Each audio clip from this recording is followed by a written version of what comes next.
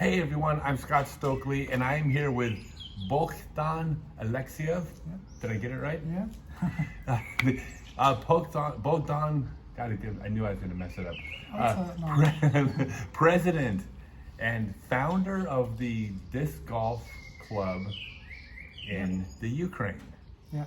And we're here in Croatia at the Pro Forester. We are staying at Dinko's apartment next to each other. We've become friends with you. You're obviously your wife and son. And we're gonna talk about disc golf in the Ukraine. Okay. We'll start with the good stuff, because there's a lot of good stuff, and then we'll talk about the not so good stuff as well, if that's okay? Yeah. Okay. Okay. First, how did you start playing? I play Ultimate Frisbee for 18 years right now, and I started to play disc golf 6 years ago. I like to throw frisbee, and I know that disc golf is also a sport with frisbee, so I try to hit some trees with Ultimate Frisbee discs. And then I started watching some YouTube videos and realized that I want to try also this kind of flying disc sport. So we talked about this over dinner. That's the way disc golf was in the US in 1976. Yeah. It kind of was the same idea. I mean, there was no social media and YouTube, so people all around the country heard about disc golf and were just setting up, frisbee golf courses without baskets. And so you didn't have a basket, but you were playing. Yeah. Were there other ultimate players joining you, or were you by yourself? Yeah, we organized some mini tournament in 2015 with only ultimate players, only ultimate discs, the Discrafts 175 grams, and we throw to trees, some other stuff, and we enjoy. And next year we decided that we can play with disc golf discs, but also hit the trees and some other stuff. And the next year we have 2 portable baskets like Discmania Light. You're gonna love this story. So you're running a tournament. You have 2 baskets. Yeah, we only have 2 baskets, and I decided to organize this golf tournament with portable baskets. I designed the 9-hole course and create event on Facebook.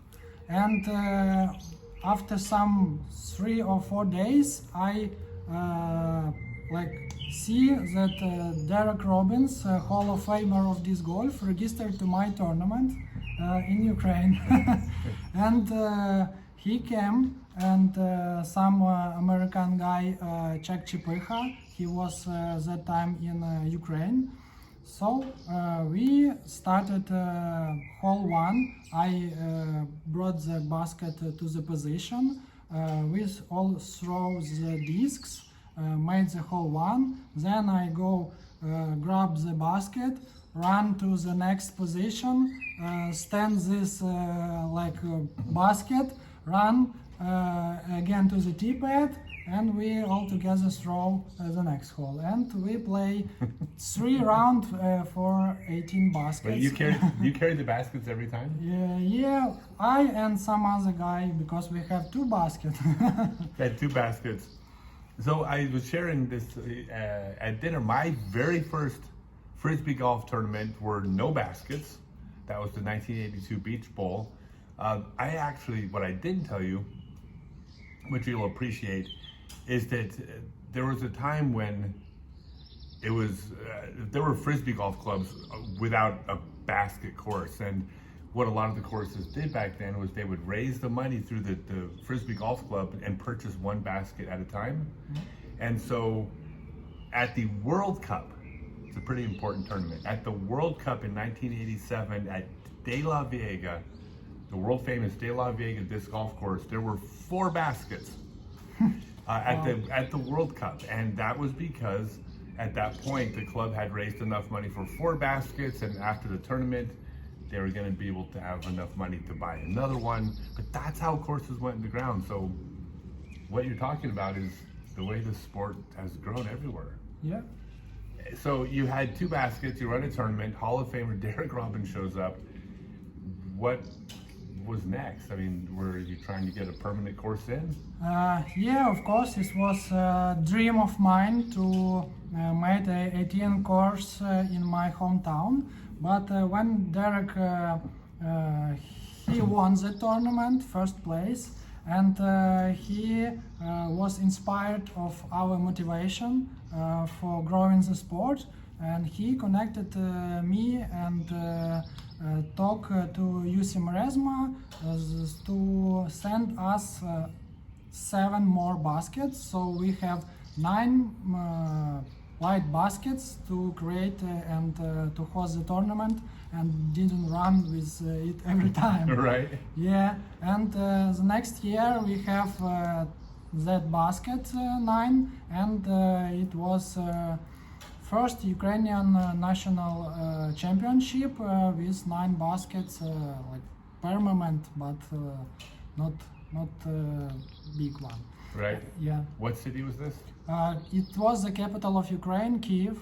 Okay, Kiev. So you had 9 baskets in, but they were smaller baskets. Yeah. Then what was next? The next was planned to make first tournament with permanent baskets. So we gather some money, players bring donation, and we make 18 baskets, put the course in Kiev, and in other city, Ivano-Frankivsk, we made another 9 basket course. So we have a tournament, Ukrainian national champion, another tournament in 2 cities, and in Lutsk I host the also tournament PDGA C-Tire, but with not permanent, with light Discmania light baskets. So and like we managed last two years ago to collect money and to make 9 holes in my city. We have money. We already have 9 baskets in the wardrobe in Lutsk, but war started and we must delay to maintain the course. So the war started, and so that's the ugly part of the story, but that is part of the Ukraine disc golf story. Well, it's part of the Ukraine story, but the Ukraine disc golf story. So disc golf is still happening. People are playing still. Yeah. When we had the conversation, I asked about something unrelated, and you said you have to keep living. Is disc golf, is that a break from the war? Is that in your mind? Like, is it a chance to not to think about that, or is it always something you think about when you play? No, like when the war started, it was not frisbee players and disc golf players in Ukraine. It was only volunteers and soldiers. So after some 3 months, 4 months of war going on, I realized that people need to live their life despite the war. We must, despite the war, we must live and do whatever we can do in this situation. So I decided to organize some tournament for players so they can come and play and have positive emotions in that situation. And also that year it was team national world championship in Varaždin, in here by World Flying Disc Federation. And we was invited here, and 6 players from Ukraine came here, and I have some postcards and disc with glory to Ukraine, glory to the heroes stamps, and we, after the ceremony inauguration, after the tournament, Dinko made like auction with all these presents, and many people from other countries like buy this disc, buy these postcards, and we raise money. And when I came back to Ukraine, we made another 9 baskets, and after 2 months my dream came true, and I installed 18 halls in my city. That's amazing. Yeah. That's brilliant. Well, now you said, well, one interesting thing is the Ukrainian government already recognizes disc golf as a professional sport, and the reason we know this is because you were allowed to leave the country. Yeah. So can you explain, and I think this is important because as an American, everything is so far away, and it doesn't always feel real. Like, we know it's real, but it's also just something on television. It's very real to you. It's your daily life. What is the situation as far as leaving the country if you're a Ukrainian male? It's very simple. If you're male from 18 to 55, you cannot leave the country, because you can go to the army if they call to you. So if you're up to 55 years old, a 55-year-old man, they can say you're going into the army tomorrow and you fight. You cannot leave the country. I think some people left early at the beginning, but once it was established, they said you can't leave the country, and you may be called tomorrow to go fight. Not tomorrow, but it can happen like next year. Okay, but in the future. Yeah. So this is a real thing, and the taste I got of how real this is was yesterday we were just hanging out, and you pulled open your phone and said, "Oh, we have an alert. My city's being bombed." Basically. Yeah. You have a phone app to warn of incoming Russian rockets. Like, we can't relate to that in America. Like, it's never come to our soil, not in my lifetime. Very real here. So you said you play disc golf to keep pushing life forward. Mm-hmm. Do other people find that it's a break from this as well? I mean, is it essential to have these things? I believe so. We have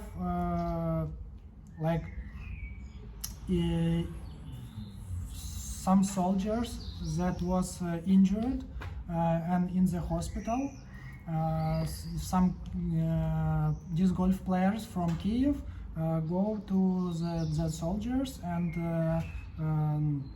explain how to disc golf, basically.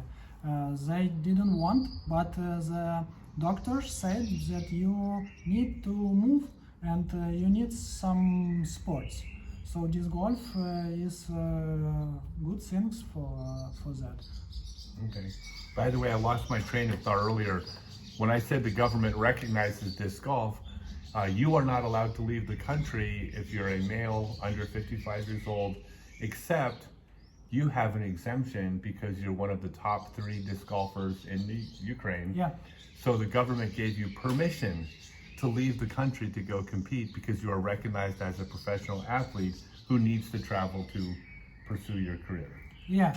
So sportsmen and some music or culture people can move the country if they allowed to some high-level competition. So last year I signed some paper that tournament, European Championship and Euro Pro Tour, I can leave the country. But I signed the paper that I must come back. Only 10 days. 10 days. I can be here. So I drive here 2 days, play some rounds, practice rounds, 3-day tournament, and then 2 days I will drive home to Ukraine. Do you think a lot about the future of disc golf in Ukraine, or is it hard to think about that because you're thinking about the future of the Ukraine? For us, it's priority number one is to win and finish the war, and then real life can go on. But right now, I also must think about the future. I have a son, and we like Russian wants to destroy us, but we need to live and not to do that Russian wants to do with us. So after you get through this, what is the plan for disc golf in Ukraine? Do you have bigger plans to open courses, pro shop, training centers? Like what is the dream? The dream of mine is permanent courses on every big cities in Ukraine. We have big population, and people need positive emotion. And what is better positive emotion than playing disc golf? Well, I'm very hopeful that's going to happen. How can people support Disc Golf Ukraine? Because I know you will need outside support, probably, won't you? Because.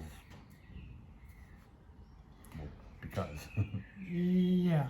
Can people support? Can they contact you? Can they contact the organization?